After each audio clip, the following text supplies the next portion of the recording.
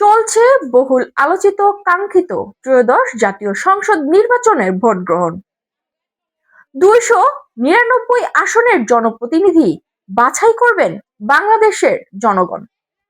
কে হবে পরবর্তী প্রধানমন্ত্রী, এই নিয়ে টান টান উত্তেজনা মানুষের মধ্যে। আমরা এখন যুক্ত হব বিডি লাইভ 24 নিউজের প্রতিনিধি সাফিন আহমেদের সাথে।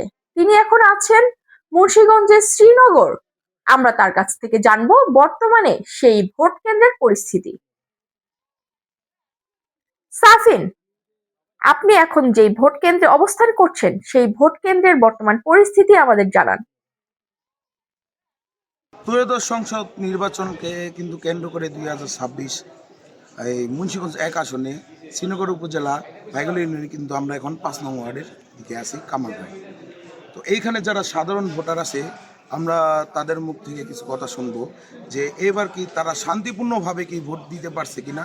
তাই জি, আসসালামু আলাইকুম। আপনি যে এখানে আসছেন, আপনাকে কি ভোটের জন্য কেউ হুমকি বা কোনো কথা বলেছে? না, না, এমন কোনো কিছু হয়নি। আমি সুষ্ঠুভাবে আসছি, সুন্দরভাবে আসছি।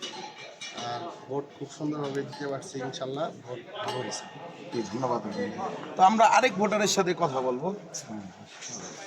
এবার ভোট কি ভোট খুব সুষ্ঠুভাবে শান্তিভাবে দিচ্ছে, কোনো বিশৃঙ্খলা নেই।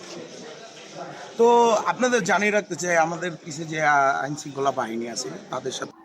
দর্শক, এতক্ষণ দেখছিলেন ভোট কেন্দ্রের পরিস্থিতি। এরকমই আরো তথ্য পাওয়ার জন্য বিডি লাইভ 24 নিউজের সাথেই থাকবেন।